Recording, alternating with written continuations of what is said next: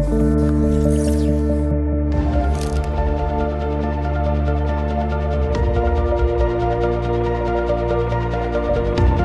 à toutes et à tous.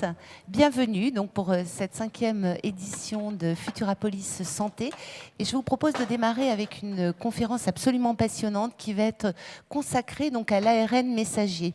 Donc vous le savez, ce sont 3 lettres qui ont envahi nos vies, notre quotidien. Grâce à l'ARN messager, une révolution de la vaccination est en cours contre le coronavirus, mais aussi, nous allons le voir peut-être, contre d'autres microbes demain. Et en outre, l'ARN messager permet de soigner de nombreuses pathologies, des cancers, la mucoviscidose ou encore des maladies neurodégénératives. Pour parler de tous ces sujets, je vous demande de bien vouloir accueillir donc Monsieur Bruno Pitard, qui est directeur de recherche au Centre de recherche en cancérologie et immunologie à Nantes. Bonjour, on vous applaudit. Ainsi que le docteur Steve Pascolo, immunologiste, cofondateur de CureVac, donc laboratoire qui est dans la course au vaccin ARN. Bienvenue à vous. Et donc, pour animer nos échanges, Guillaume Gralet, rédacteur en chef Tech et Sciences du Point. Voilà. Bonjour Guillaume. Messieurs, prenez place donc, pour parler de l'ARN messager qui a effectivement révolutionné notre vie, mais qui la révolutionne depuis plus longtemps encore que depuis un an. Ouais, une super aventure européenne, collective, et effectivement qui n'a pas fini de la changer, et qui va la changer dans notre lutte contre les maladies génétiques les plus dangereuses, et aussi changer notre quotidien de manière plus légère, sur l'esthétique par exemple. Ce qui est assez intéressant, c'est que avec cette révolution, dont on entend parler beaucoup depuis quelques mois, eh bien, le médicament il n'est plus uniquement produit à l'autre bout du monde, à l'autre bout de la France, dans une usine, mais c'est votre corps lui-même qui va devenir un acteur de la fabrication de ce médicament, de ce vaccin, de ces thérapies. Et on va le voir, ça touche aussi bien les maladies contre les virus les plus dangereux, le cancer. En tout cas, on est ravis, en tout cas toute l'équipe du Point, l'équipe santé du Point, Caroline Tourbe, Jérôme Vincent, François Mali, Gwendoline Dos Santos qui chapeautent ce service santé, de vous accueillir. On est ravis. Alors, pour faire très vite et avant de donner la parole à Steve, je voulais rappeler que vous avez tous les deux plusieurs vies. C'est-à-dire que Bruno, il est à la fois directeur de recherche au CNRS, mais il est co-créateur d'une start-up, InCellArt, à Nantes, qui change notre vie au quotidien. Je voulais aussi saluer sa fille, Maria, qui est interne en pharmacie ici. Voilà, on la voit, elle a levé la main. On est super content, Bruno aussi. Et Steve, donc, qui a co-créé CureVac, c'était en 2000, parce que ça ne se voit pas, mais Steve a 50 ans et ça fait très longtemps qu'il se bat, qu'il fait des recherches sur l'ARNM.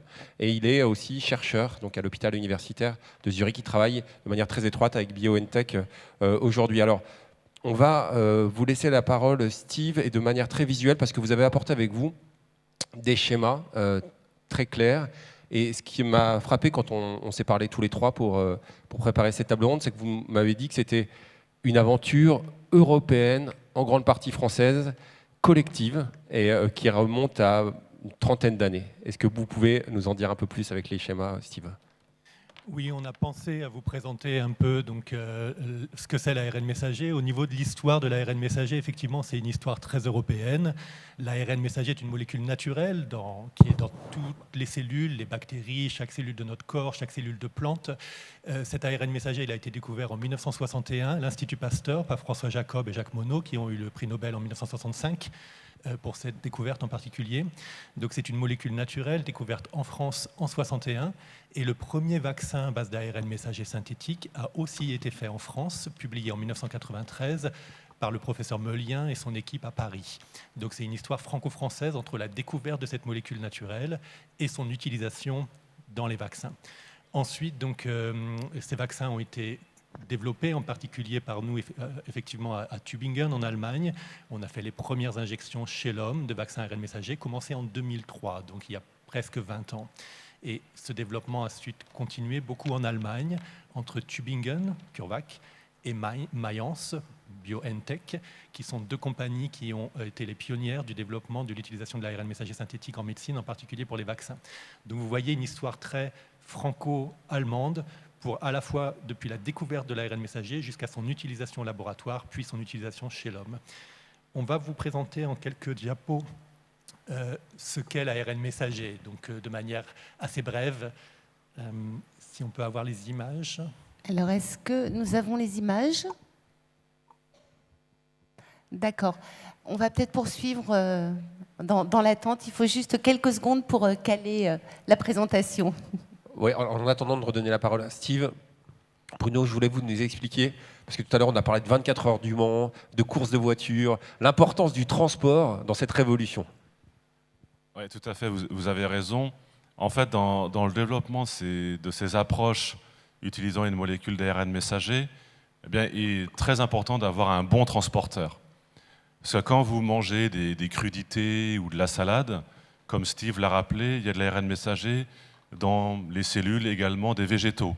Et donc, ce n'est pas pour autant, quand vous allez manger une bonne salade de tomates ce midi à votre repas, que les ARN messagers des cellules de tomates vont rentrer dans vos cellules intestinales. Donc, il y a des barrières qui font que tout ceci n'est pas possible.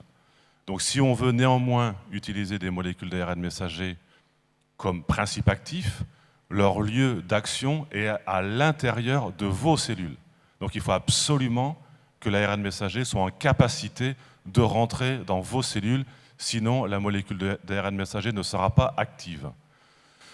Donc nous travaillons sur ces systèmes de transport depuis une trentaine d'années, à la fois dans un contexte académique et industriel. On a participé à cette aventure il y a 30 ans, donc à l'époque où j'étais jeune chercheur, après mon doctorat. Et donc comment peut-on faire pour transporter des molécules d'ARN messager? Eh bien, il faut savoir que ces molécules d'ARN messager sont chargées négativement. Elles portent une charge négative. Et donc, si vous voulez forcer l'ARN messager à rentrer dans le véhicule, c'est un peu comme vouloir faire rentrer un cheval dans un van. Il faut le motiver pour rentrer dans ce véhicule. Il faut des carottes? Voilà, des carottes pour le cheval. Et pour, en l'occurrence, l'ARN messager, on va utiliser des molécules de charge opposée, des charges plus. Donc les charges plus aiment les charges moins. Et donc c'est comme ça qu'on va réussir à créer un assemblage entre une molécule chargée plus et une molécule d'ARN messager chargée moins. Donc la première interaction va avoir lieu par ce biais-là, par une interaction électrostatique.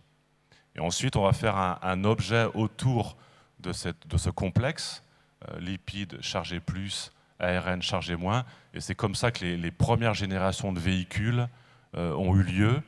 Et c'est aujourd'hui dans le vaccin qui vous a probablement été administré, puisqu'en France, le BioNTech ou le Moderna ont beaucoup été utilisés, vous avez reçu un petit véhicule, alors à l'échelle du nanomètre, hein, bien sûr, quand vous avez regardé le flacon de l'infirmière qui vous l'a administré, vous n'avez rien vu à l'intérieur, parce que tout ça est extrêmement petit, il faudrait un microscope pour voir les particules à l'intérieur, mais il y avait des petits véhicules où l'ARN messager était en interaction avec un lipide qui était de charge opposée.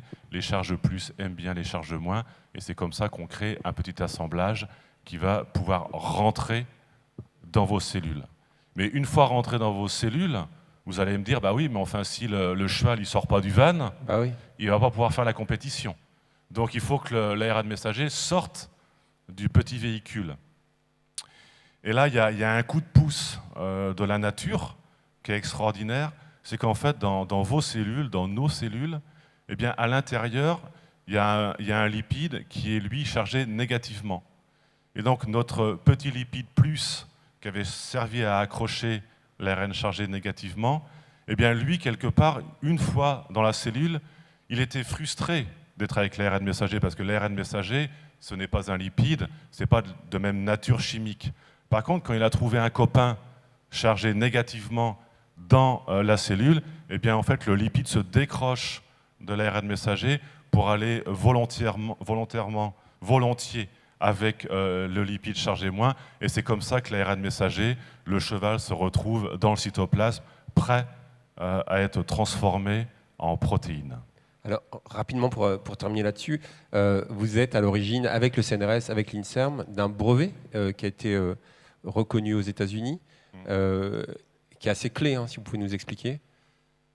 Donc on a été impliqué, comme Steve, il y a longtemps, avec cette société dont Steve a été fondateur, CureVac, dans un gros projet américain financé par l'agence gouvernementale américaine, dont vous avez entendu parler peut-être, l'agence qui s'appelle DARPA. On a eu un projet de 33 millions de dollars en 2011, vous voyez, il y a 10 ans. Donc il y a 10 ans, on s'est intéressé, nous à Nantes, CureVac en Allemagne et Sanofi en France, à ces aspects de vaccination ARN messager.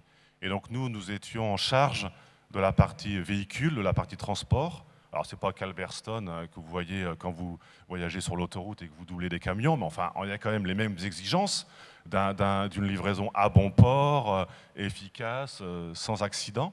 Donc on a été à l'origine de certaines innovations dans le domaine des véhicules pour la vaccination, et puis plus récemment en effet, on a fait une innovation qui vient d'être protégée par le CNRS en termes de brevet, et le brevet vient d'être délivré aux États-Unis, sur une nouvelle génération de véhicules pour faire de la thérapie. Parce qu'en fait, les véhicules qui sont utilisés pour la vaccination, en fait, ils sont bien pour la vaccination, on y reviendra peut-être plus tard, mais si vous voulez, aujourd'hui, il y a une voiture de rallye qui gagne le rallye de Monte-Carlo. Mais si vous voulez faire de la thérapie, vous imaginez bien que cette voiture-là ne va pas pouvoir s'aligner aux 24 heures du Mans, et donc il faut changer de type de véhicule, mais peut-être avant ça, Steve va nous présenter peut-être l'ARN messager. Oui, super. Oui, pour faire un autre parallèle, je vais parler d'ARN messager en tant que photocopie. Les véhicules dont Bruno Pitard parle sont comme des enveloppes. Donc vous pouvez imaginer, il y a 30 ans, il y a 20 ans, on avait des enveloppes qui étaient des enveloppes un peu fragiles, pas très efficaces. Et maintenant, 20 ans plus tard, on a du DHL délivré en 24 heures de manière efficace et documentée. Donc c'est le progrès qu'ont fait les enveloppes pour délivrer l'ARN messager, cette photocopie, au bon endroit et très efficacement. Donc là, vous voyez sur les graphiques qui vont apparaître à l'écran, que nous, on voit sur nos moniteurs. Voilà. Ça devrait apparaître. Voilà. Voilà. Super. Allez-y. C'est un peu compliqué, mais on va aller au travers pendant 2 ou 3 minutes. À gauche, vous voyez une cellule en bleu avec son noyau en jaune. Et à droite, le parallèle que je fais avec une cuisine. Donc l'ADN est dans les noyaux, en jaune à gauche sur l'écran. Donc l'ADN, c'est comme un livre de cuisine. L'ADN est dans chacune de vos cellules. Donc on a des milliards de cellules dans notre corps. Chacune ressemble à ce qui est sur l'écran. Elles font quelques microns. Et donc dans le noyau, il y a cet ADN qui est comme un livre de cuisine qui contient toutes les recettes du vivant. Maintenant, certaines des recettes sont photocopiées par la cellule. Ça, c'est l'ARN messager. Donc l'ARN messager, ça serait une photocopie. Donc dans votre cuisine, vous avez votre livre de cuisine avec toutes les recettes possibles et imaginables. Vous avez une photocopieuse et vous décidez de faire un baba au rhum. Vous photocopiez la recette du baba au rhum. Ça, cette photocopie, c'est l'ARN messager dans la cellule. Cet ARN messager en rouge dans le noyau, il va sortir du noyau, il va aller dans ce qu'on appelle le cytoplasme en bleu. Et dans le cytoplasme, il y a les cuisiniers, en l'occurrence qui s'appellent des ribosomes, qui vont lire cette information, comme un cuisinier va lire la recette et faire le gâteau, en l'occurrence dans la cellule, une protéine. Donc vous voyez ce parallèle, donc un livre de cuisine qui contient toutes les recettes de cuisine du vivant, l'ADN, quelques photocopies de certaines recettes, les ARN messagers, et puis ces recettes sont lues et donnent des protéines. Donc ça, c'est ce qui se passe dans toutes les cellules, une cellule de bactéries, une cellule de végétale, une cellule de champignons, une cellule humaine, et c'est dans cet ordre. Et ce qui est très important sur cette diapo, c'est la broyeuse. Donc la broyeuse à photocopie. L'ARN messager, comme les protéines, sont des molécules qui sont à demi-vie courte, c'est-à-dire qu'elles sont naturellement détruites. L'ADN, lui, est stable, il reste en permanence. Les ARN et les protéines sont très dynamiques, ils sont en permanence produits puis détruits, ce qui permet à la cellule de s'adapter, de modifier, de se diviser, d'arrêter de se diviser. Toute cette dynamique des cellules, de savoir si elle est un neurone, une cellule musculaire, c'est grâce à cette dynamique de production d'ARN messager, de destruction d'ARN messager et de cycles comme ça qui peuvent continuer ou changer d'orientation. Donc ce qui est important, c'est que voilà, l'ARN messager est détruit. Et pour revenir à ce que disait Bruno Pitard il y a quelques instants, donc quand on fait des vaccins à base d'ARN messager, on amène l'ARN messager avec une enveloppe dans la cellule, dans la partie bleue de la cellule, on donne directement à la cellule l'ARN messager, prêt à l'emploi, prêt à être lu et à donner une protéine. Lorsqu'on vous fait un vaccin contre SARS-CoV-2, cette protéine, c'est la protéine spicule du virus que vos cellules produisent. Et ici, je mets les différents vaccins contre le Covid qui ont été développés. Les vaccins AstraZeneca, Janssen et Sputnik V sont des vaccins ADN. Ce sont des adénovirus recombinants. Donc, quand on vous les injecte, on vous injecte de l'ADN. Les vaccins Moderna, BioNTech, Pfizer sont de l'ARN messager, donc cette molécule transitoire. Et il y a en développement de nombreux vaccins de Sanofi, Novavax, à base de protéines. Donc, chacun de ces groupes de molécules, ADN, ARN, protéines, sont utilisés pour faire des vaccins, ont été utilisés pour faire des vaccins contre le Covid. Vous pouvez vous demander comment on produit in vitro au laboratoire ou dans une industrie pharmaceutique l'ARN messager synthétique. C'est décrit ici, c'est très simple et très rapide. Au départ, il nous faut de l'ADN, on fait comme dans la cellule, on parle de l'ADN, donc en l'occurrence l'ADN de spicule. Et sans rentrer dans le détail ici, l'étape 2, ça s'appelle la transcription. Vous faites une soupe, donc avec de l'ADN, la photocopieuse, en l'occurrence qui s'appelle RNA polymérase, et puis l'encre, en l'occurrence des nucléotides, ce qu'on appelle une analogue de coiffe, et la photocopieuse de la RNA polymérase va de l'ADN faire de nombreuses molécules d'ARN. Donc c'est comme si vous mettiez le livre de cuisine sur la photocopieuse et vous appuyez sur 1000 et ça vous fait 1000 photocopies. Et ce qui est important, c'est le mot robuste, c'est-à-dire que quelle que soit l'ARN, quelle que soit la recette dont vous avez besoin, vous allez toujours pouvoir faire la photocopie. C'est-à-dire que ce soit la recette du baba au rhum ou de la tarte aux pommes, vos photocopies, vous allez réussir à les faire. Après, faire la recette, c'est une autre question. Et le meilleur des cuisiniers va peut-être pas réussir toutes les recettes. Mais vos cellules, elles vont réussir toutes les recettes si vous leur donnez la photocopie. C'est la force de l'ARN messager, c'est cette côté robuste, n'importe quelle recette, une protéine de virus SARS-CoV-2, une protéine de bactérie, une protéine de muscle, n'importe quelle recette, vous la photocopiez et vous pouvez la donner. C'est la force de l'ARN messager, c'est pour ça que ça va vite et c'est pour ça qu'on peut l'utiliser pour tout, maladies génétiques, maladies dégénératives, maladies inflammatoires, voire jusqu'à l'esthétique, parce que vous pouvez donner à votre corps n'importe quelle recette qui est déjà contenue dans l'ADN, mais là, vous allez la donner de manière active grâce à l'ARN messager. Donc ce processus, comme vous voyez, dure quelques heures pour chaque étape, et à la fin, vous avez de l'ARN messager. En production pharmaceutique, ce n'est pas quelques heures, c'est quelques jours, parce qu'il y a des étapes de contrôle entre chaque étape 1, 2 et 3 et 4, et puis des étapes de vérification.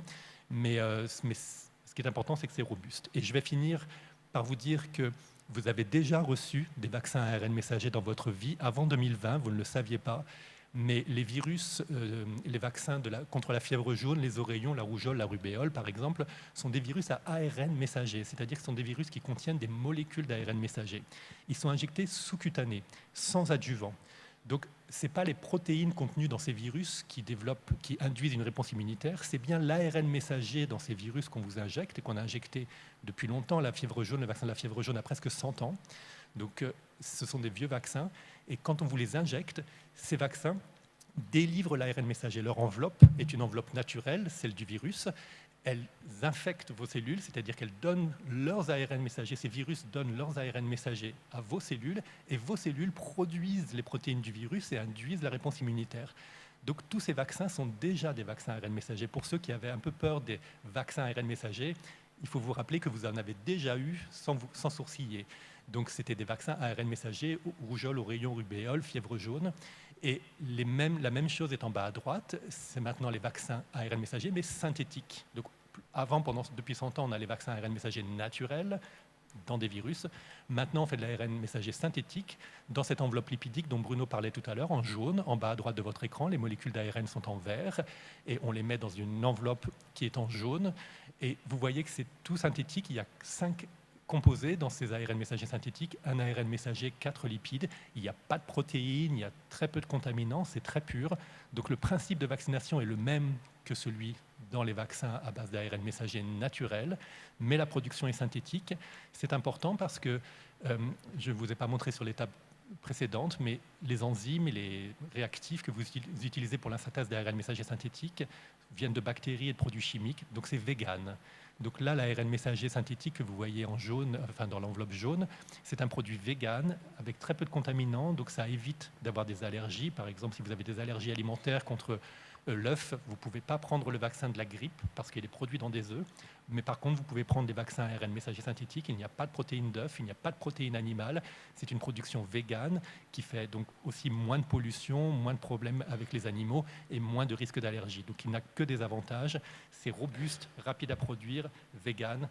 C'est pour ça que les vaccins à base d'ARN messager vont remplacer peu à peu les anciens vaccins, éventuellement aussi ARN messager naturel, mais plus compliqués à produire, qui génèrent plus de problèmes éventuellement comme des allergies.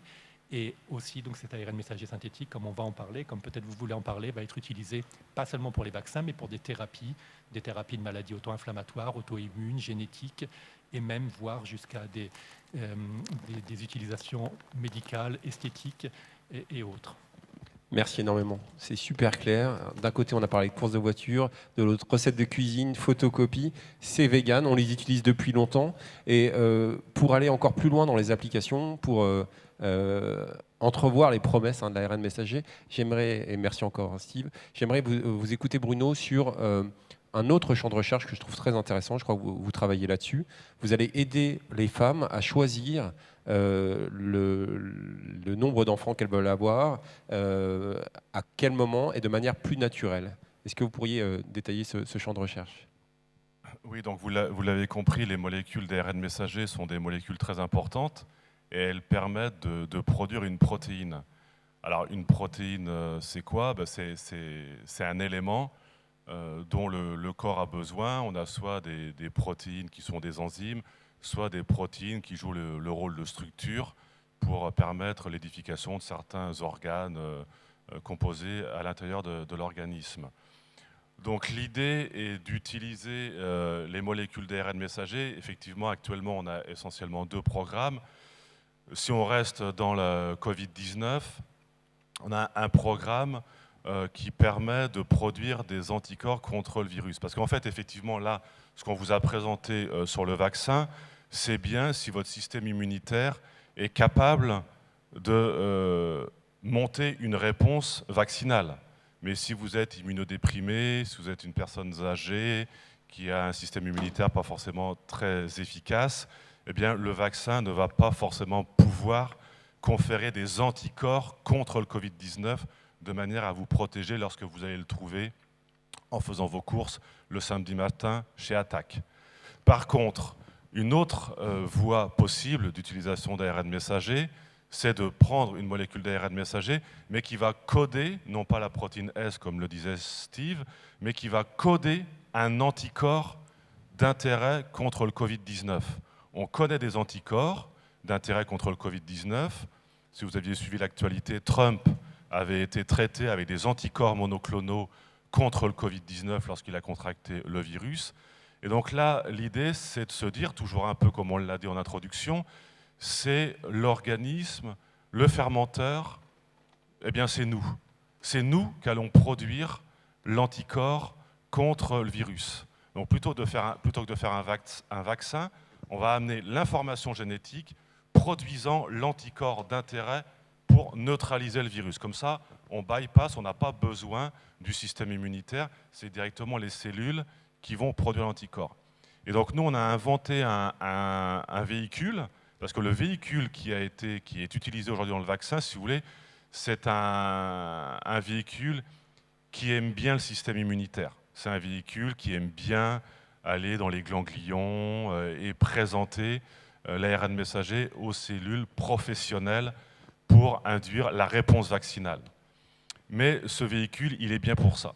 Mais si on veut utiliser ce véhicule, par exemple, pour faire exprimer des protéines, des anticorps à partir d'une injection intramusculaire, disons que le muscle, c'est facile, c'est juste sous la peau, mais en fait, il est beaucoup moins efficace. Et donc, nous, à Nantes, on a inventé un système qui permet de délivrer ces molécules d'ARN messager de façon très efficace dans le muscle. Et donc, en fait, on va se servir du muscle comme un petit fermenteur, et ce fermenteur va produire l'anticorps monoclonal d'intérêt pour neutraliser le virus du Covid-19. Donc ça, c'est une application.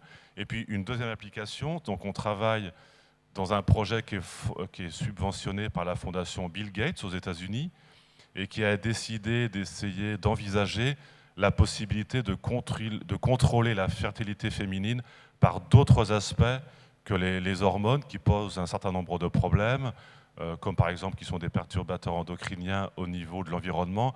Donc il a fait un appel d'offres sur lequel on a répondu avec des équipes en France et en Italie pour essayer d'envisager l'utilisation d'anticorps découverts par des équipes en France, à Tours, découvrir donc des anticorps qui vont pouvoir se fixer sur des cellules clés dans l'organisme pour contrôler le cycle de reproduction chez la femme. Et donc on va prendre là aussi des molécules d'ARN messager qu'on va injecter avec notre système de délivrance, notre véhicule, mais qui n'est plus un véhicule adapté à la vaccination. Donc si on reprenait cette image, donc le véhicule de la vaccination, le rallye, la voiture pour le rallye de Monte-Carlo. Donc là, on a un autre type de véhicule qui va s'aligner sur les 24 heures du Mans, et là qui va être capable de délivrer de l'ARN messager, mais dans un contexte qui ne va pas être inflammatoire. On ne va pas faire de réaction immunitaire. On va simplement permettre à l'organisme de produire cet anticorps qui va aller se fixer sur des récepteurs clés, qui va bloquer l'ovulation donc, chez la femme et permettre ainsi donc, un meilleur contrôle de la reproduction avec une molécule naturelle, parce que l'ARN messager, c'est une molécule naturelle, comme l'a expliqué Steve. Les anticorps sont aussi des molécules naturelles, donc on ne va pas venir avec des molécules chimiques, donc des hormones stéroïdiennes qui vont aussi avoir un rôle de perturbateur endocrinien au niveau de la nature. Et donc on est voilà, donc, suivi par ces projets financés par la Fondation Bill Gates pour essayer de voir si on peut faire des choses différentes et toujours avec l'utilisation de molécules d'ARN messager. Oui, des procédés naturels, hein, c'est ça qui est assez fascinant dans vos deux présentations et qui est très rassurant d'ailleurs. Et j'en profite pour vous dire que bien sûr, nos deux chercheurs répondront à vos questions, n'hésitez pas. Je sais que c'est des questions qui interrogent tout le monde, votre santé, votre quotidien. Dans quelques instants. Juste avant, je voulais vous redonner la parole, Steve, pour parler cette fois-ci du cancer. Est-ce que l'ARN messager peut nous aider à lutter contre le cancer et quelle forme de cancer ? Oui, le focus de CureVac dès 2000, c'était les vaccins anti-cancer, le focus de BioNTech aussi, les vaccins anti-cancer. Donc ça fait plus de 20 ans qu'on développe chez l'homme des vaccins ARN messagers anti-cancer. Très avancés sont les vaccins contre le mélanome, donc des vaccins actifs. Dans ce que disait Bruno, il y a la vaccination active et la vaccination passive. Vaccination active, on stimule votre réponse immunitaire pour que votre réponse immunitaire fasse son travail. Vaccination passive, on donne directement l'ARN qui code les anticorps et de manière passive, votre corps va réagir contre, par exemple, un cancer ou d'autres tissus. Donc, les vaccins anti-cancer sont développés à base d'ARN messager depuis plus de 20 ans. Il y a eu des réussites et aussi des échecs. Donc, les technologies depuis 20 ans sont bien améliorées. Donc, chaque échec est suivi d'un rebond et on recommence avec une meilleure formulation, un meilleur ARN, un meilleur protocole, de manière à induire des réponses immunitaires anti-cancer de plus en plus efficaces. BioNTech est en pointe sur des vaccins ARN messagers anti-mélanome. Et la nouveauté, c'est surtout de faire de la haute couture. C'est-à-dire que dans ces essais cliniques de BioNTech avec Genentech aux États-Unis, la tumeur des patients est d'abord analysée pour découvrir les mutations spécifiques pour chaque patient. Et à partir de ces mutations, on produit des ARN messagers qui vont coder pour les protéines mutées et injecter ça aux patients. Et donc chaque patient reçoit un vaccin sur mesure qui code les mutations de son cancer. Donc c'est vraiment la haute couture du vaccin. C'est possible grâce à l'ARN messager, grâce à la robustesse et la facilité de production d'ARN messager. Et donc ça permet de faire des vaccins très efficaces, très ciblés, très sûrs. Et ça, c'est en phase 2 contre le mélanome, c'est en phase 1 contre d'autres cancers. Et on peut s'attendre à ce que dans les années à venir, donc ce genre d'approche sur mesure soit validé comme vaccin ARN messager anti-cancer. Il y a aussi des vaccins à base d'ARN messager qui sont plus génériques, qui vont là coder pour des protéines qui sont exprimées dans beaucoup de cancers. Donc vous pouvez combiner les vaccins ARN messager haute couture sur mesure et les vaccins ARN messager génériques chez les patients. C'est ce qui est fait. Et ça donne beaucoup d'espoir donc pour la lutte anti-cancer, pour éviter surtout par exemple les récidives lorsqu'il y a un cancer du sein ou un mélanome qui est enlevé chirurgicalement mais dont on sait qu'il y a un haut risque de récidive. À ce moment-là, vous pouvez vacciner les patients juste après la chirurgie, de manière à augmenter leur réponse immunitaire contre leur tumeur, de manière à éviter des récidives. Donc c'est à la fois prophylactique, thérapeutique, l'utilisation d'ARN messager est très large et ça donne beaucoup d'espoir dans le cancer, qui est vraiment un des thèmes principaux développés par CureVac et BioNTech. Et après, donc, sur toutes les maladies infectieuses. On n'a pas parlé aussi, donc on a juste dit par exemple Allez-y, Steve, de l'esthétique, donc même des utilisations plus futiles. Je prends toujours l'exemple de la peau. La peau est élastique parce qu'elle contient du collagène, qui est une protéine, aussi d'autres protéines comme l'élastine. L'élastine est une protéine qu'on produit jusqu'à la fin de l'adolescence, puis qu'on ne produit pratiquement plus. Donc les fibres d'élastine nous restent toute notre vie et éventuellement donc se cassent mécaniquement ou par la lumière. Et du coup, c'est une des raisons pour laquelle la peau perd son élasticité. Donc, il a été montré et publié qu'on peut utiliser l'ARN messager, le donner dans la peau chez des animaux, de manière à réexprimer l'élastine et à redonner l'élasticité de la peau. Donc, vous voyez qu'il y a des utilisations vraiment sur des maladies très critiques, mais avec un grand besoin médical, mais aussi des utilisations, disons, plus futiles, mais qui quand même amènent ce qu'on appelle des applications de médecine régénérative pour régénérer des tissus abîmés, régénérer un muscle abîmé, une peau abîmée. Et donc ça, c'est vraiment un spectre très large d'utilisation d'ARN messager qui est en train d'être développé dans le monde entier. Merci beaucoup pour ce panorama. Est-ce que pour ces deux applications, la lutte contre le cancer, tuer le cancer, en tout cas essayer, et l'esthétique, on peut avoir une échelle de temps? C'est assez compliqué. Dans le cancer, il faut attendre assez longtemps parce que vous devez montrer aux autorités que vos traitements prolonge la survie des patients. Donc si vous avez une catégorie de patients qui ont une moyenne, disons, de survie après le diagnostic, par exemple de 4 ans ou de 5 ans, votre essai clinique va au moins devoir durer 5 ans, de manière à ce que vous puissiez montrer que dans le groupe des patients qui ont été traités par votre vaccin par rapport au groupe de patients qui ont été traités par les meilleurs traitements actuels, vous avez une différence. Donc, ce n'est pas comme dans le Covid, où dans le Covid, on a pu montrer en vraiment 2 ou 3 mois l'efficacité du vaccin parce que les gens tombaient malades très vite. Dans le cancer, il faut montrer qu'il y a une prolongation de la survie, donc ça prend des années. Donc, on est au mieux là sur les essais de phase 2 de BioNTech et avec Genentech. Si tout va bien peut-être en 2023. Donc ça dépend aussi des autorités, de la manière dont les autorités admettent l'efficacité de ces vaccins et les assurances qui devraient rembourser. Donc ce n'est pas seulement médical et biologique, c'est aussi sociétal, mais peut-être d'ici en 2023. Mais entre-temps, on aura des nouveaux vaccins à base d'ARN messager synthétique, plutôt contre les maladies infectieuses, comme la grippe par exemple, parce que là, ça va plus vite à développer. Si jamais donc Moderna, BioNTech, qui ont le programme grippe, peuvent faire les vaccins, les phases 3 cet hiver, donc ils auront peut-être dès le début 2022 les efficacités de leur vaccin ARN messager synthétique contre la grippe. Merci beaucoup, et je crois que Bruno, plus tard, j'espère qu'on en parlera avec vous à Futurapolis Santé. Bruno, allez-y. Oui, juste pour compléter, c'est vrai que comme vient de dire Steve, là, aujourd'hui, ce vaccin contre le SARS-CoV-2 a été un merveilleux exemple d'efficacité d'un vaccin ARN messager contre ce virus en particulier. Mais c'est vrai que les applications à court terme de cette technologie vont concerner d'autres maladies infectieuses, étant donc au travail différentes approches, Zika, chikungunya, la dengue, la grippe. Donc c'est vrai qu'aujourd'hui, la validation de cette approche technologique, de changement de paradigme pour la vaccination, va avoir des débouchés à court terme pour le développement de d'autres vaccins contre d'autres maladies infectieuses, puisque là, en fait, quelque part, a été démontré comme efficace l'ARN messager et le système de transport. Parce qu'en fait, pour développer un vaccin, c'est une danse à 3, c'est-à-dire qu'il faut trouver une bonne protéine. Quelle est la protéine sur le virus contre laquelle je veux développer un anticorps pour neutraliser le virus? Donc c'est la première question.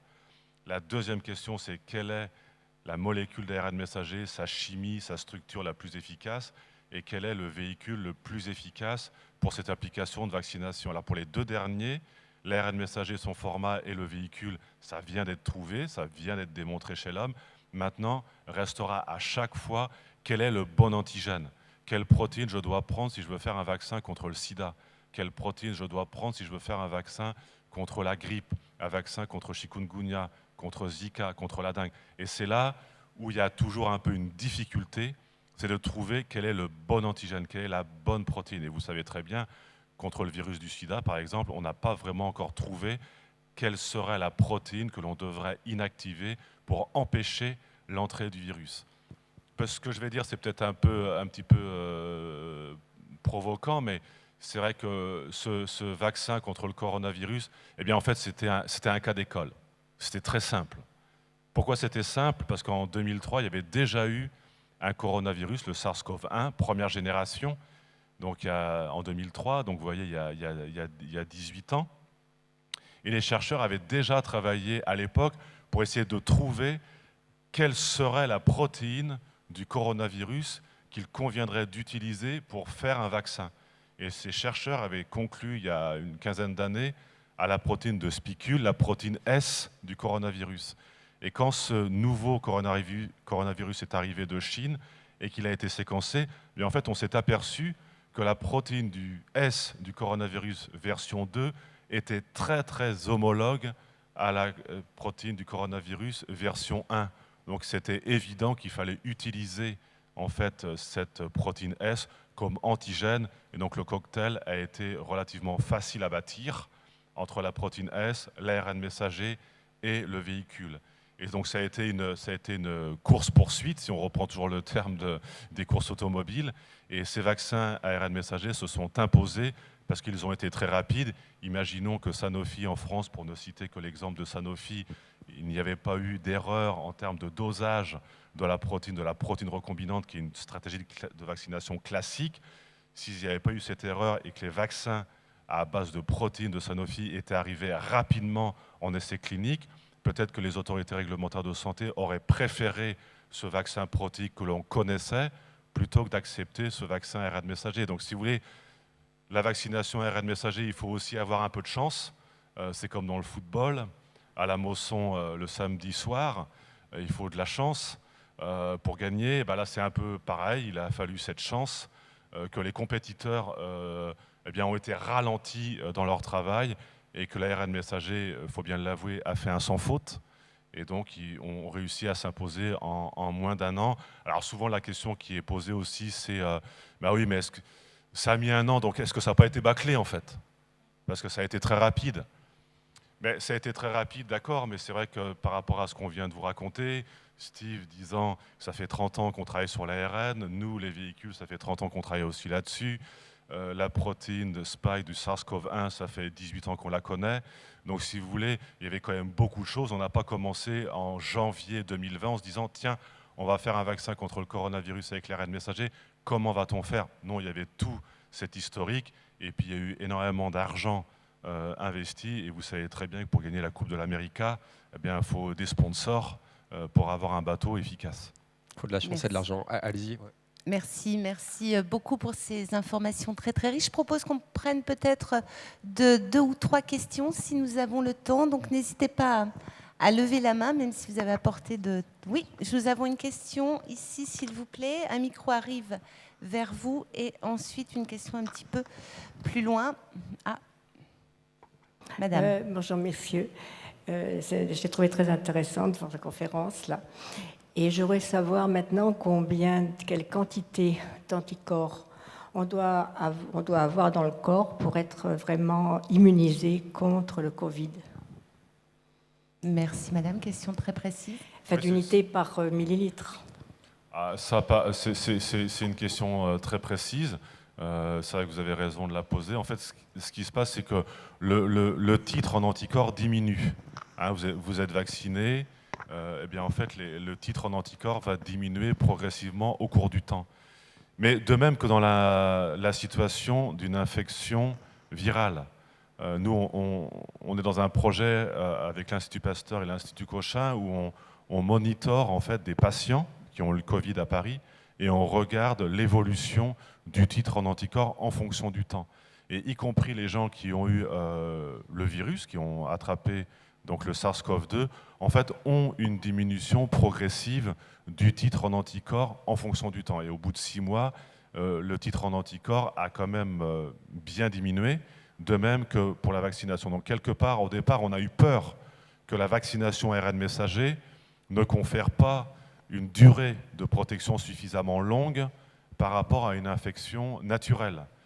Quelque part, aujourd'hui, on peut plus ou moins conclure que si on est vacciné ou si on a une infection naturelle, en fait, la durée de persistance des anticorps dans l'organisme est à peu près la même. Mais par contre, ce qui est très important, même si ce titre en anticorps a diminué, il y a un article récent qui est paru cette semaine qui montre qu'on a fait des lymphocytes B mémoire. Notre système immunitaire est capable de garder la mémoire de choses auquel il a été en contact il y a très longtemps. Dans votre petite enfance, vous avez probablement contracté des virus, des bactéries, et votre système immunitaire en a gardé la mémoire. Et ça, c'est très important, parce que comme il a la mémoire du coronavirus, soit induit par la vaccination ou induit par l'infection naturelle, en fait, ces lymphocytes B vont se réactiver quand ils vont de nouveau rencontrer le virus, et ils vont se transformer en petite usine à production d'anticorps. Donc en fait, votre système immunitaire va toujours être capable de fabriquer des anticorps contre le coronavirus. Je vais ajouter qu'il n'y a pas un test de sérologie, il y en a